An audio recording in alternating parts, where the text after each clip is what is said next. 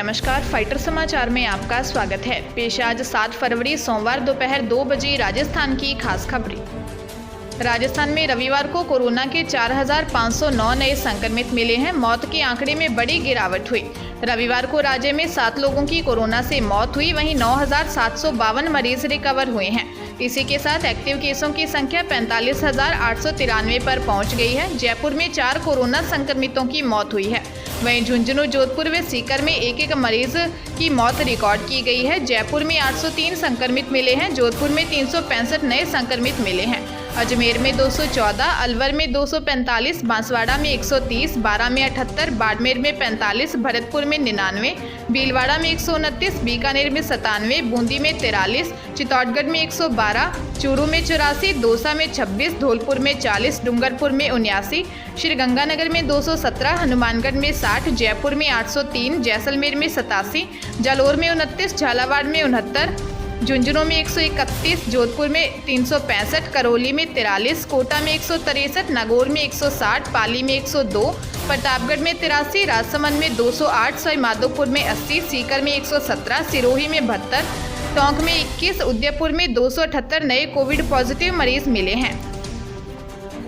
Read paper Jaipur में शिक्षा संकुल से निकलकर जालोर, बाड़मेर, संचूर व जोधपुर तक पहुंच चुका था। एसओजी तीनों ही जिलों में पेपर बेचने और खरीदने वालों की सूची बना ली है।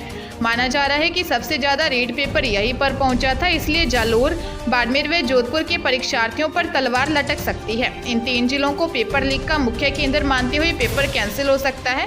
यहाँ के परीक्षार्थियों की मुश्किलें बढ़ सकती हैं। सूत्रों के मुताबिक एसओजी जल्द ही रीड पेपर लीक प्रकरण की पूरी रिपोर्ट सरकार को सौंपेगी, जिसमें 3 जिलों में पेपर रद्द करने की सिफारिश की जाएगी। हालांकि यह तय नहीं है कि पूरे जिले की परीक्षा रद्द होगी या इन जिलों के कुछ सेंटर्स की। एडीजी एसओजी अशोक राठौर का कहना है कि रीड पेपर लीक से जुड़ा कोई भी व्यक्ति हो, उसे छोड़ा नहीं जाएगा।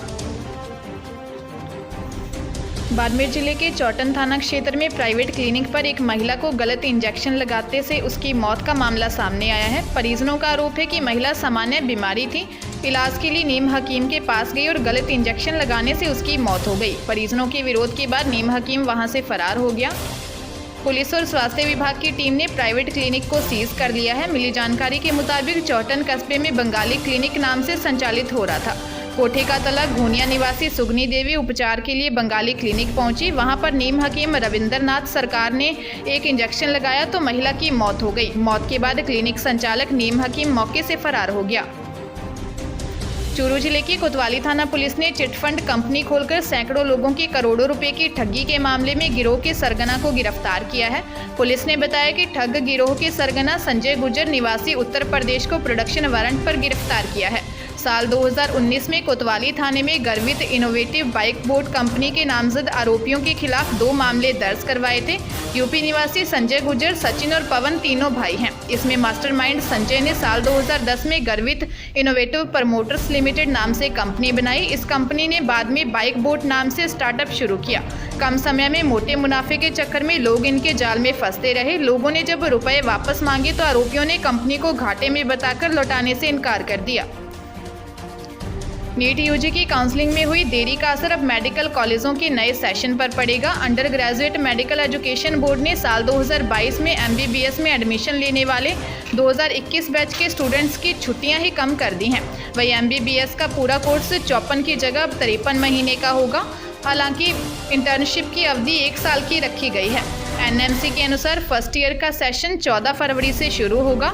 एनएमसी की ओर से राज्यों को दी गई गाइडलाइन के अनुसार आखिरी स्ट्रे वैकेंसी राउंड की रिपोर्टिंग की डेडलाइन ही 20 मार्च है। इस बीच अधिकांश मेडिकल कॉलेजों में गर्मियों और सर्दियों में मिलने वाले 2 सप्ताह के अवकाश को कम करके 1 सप्ताह का कर दिया गया है। अवकाश की अवधि हर साल कम की गई है। 4 साल में छात्रों को 56 छुट्टियों का अवकाश कम मिलेगा।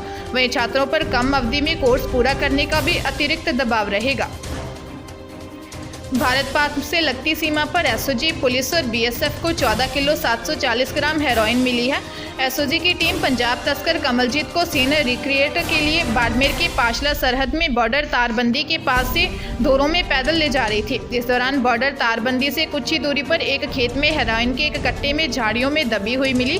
कट्टे में हेरोइन के 14 पैकेट थे। हेरोइन की अनुमानित कीमत 35 करोड़ रुपए आंकी गई है। दरअसल वर्ष 2021 फरवरी में 7 किलो और जुलाई में 22 किलो हेरोइन पकड़ी गई थी। इस हेरोइन तस्करी में एसओजी ने पंजाब तस्कर कमलजीत को गिरफ्तार किया था। तस्कर को सीन रिक्रिएट के लिए पांचला ले गई। तभी झाड़ियों में एक कट्टा दिखाई दिया। जब कट्टे को खोला गया तो उसमें 14 किलो 740 ग्राम हेरोइन थी। इस पर एसओजी ने हेरोइन को जब्त किया गया। उदयपुर जिले के कल्याणपुर थाना क्षेत्र में 2 युवतियों द्वारा आत्महत्या कर लिए जाने की जानकारी सामने आई है। मिली जानकारी के अनुसार 2 अलग अलग जगह की युवतियों ने आत्महत्या की। सूचना पर पहुंची पुलिस ने बताया कि एक युवती ने फंदा लगाकर आत्महत्या की है, वहीं दूसरी युवती ने विषाक्त का सेवन कर सुसाइड कर लिया। पुलिस ने बताया कि दोनों युवतियों के शवों को अस्पताल की मोर्चरी में रखवाया है। पुलिस मामले की जाँच कर रही है। अलवर जिले के उद्योगनगर थाना क्षेत्र बहाला स्टैंड के पास कार और बाइक के बीच हुई भिड़ंत में बाइक सवार महिला की मौत हो गई। पुलिस ने पोस्टमार्टम के बाद शव परिजनों को सौंप दिया। पुलिस ने बताया कि मृतक महिला शरीफन निवासी नाडका अपने भांजे और पोते के साथ बाइक पर बैठकर गांव नाडका से बहाला बस स्टैंड जा रहे थे। नाडका के पास तेज गति से आ रही कार ने बाइक को टक्कर मार दी। टक्कर के बाद कार चालक फरार हो गया। बांसवाड़ा जिले के गांगड़ तलाई में अनंतपुरी मार्ग पर स्थित राजेंद्र कलाल के घर में चोरी हो गई। चोर यहां से 10 लाख के सोने चांदी के जेवर व 2 लाख रुपए नकदी चुरा ले गया। सूचना पर पहुंची पुलिस ने बताया कि राजेंद्र कलाल के भतीजे की शादी थी। पूरा परिवार गुजरात के झालोद गया था। वहां वाटिका में राजेंद्र के पास से 4.5 तोला वजनी सोने की पोची किसी ने चुरा ली। इसका पता चलने पर टेंशन में राजेंद्र अपने बेटे हिमांशु के साथ अपने गांगड़ तलाई आने का कहकर निकला और पत्नी के सभी जेवर लेकर घर आए और अलमारी में सुरक्षित रख दिए। राजेंद्र ऊपरी मंजिल और उसका बेटा निचली मंजिल के कमरे में सो रहे थे। तभी चोर अंदर घुसे और दोनों के कमरे को बाहर से बंद कर सोने चांदी के आभूषण और 2 लाख रुपए की नकदी चोरी कर ले गए। चूरू में सास बहू में हुई नोकझोंक के बाद बहू ने नींद की गोलियां खा ली। गोलियां खाने के बाद विवाहिता की हालत बिगड़ गई।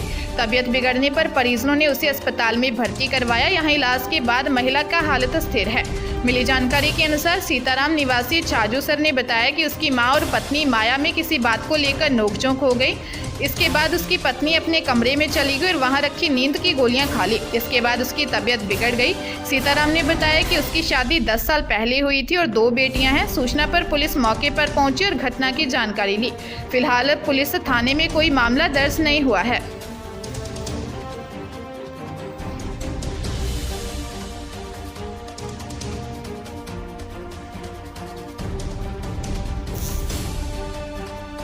ताजा तरीन खबरों के लिए फाइटर न्यूज को सब्सक्राइब करें और बेल आइकन को प्रेस करें ताकि नई न्यूज अपडेट होते ही आपके फोन की घंटी बज जाए।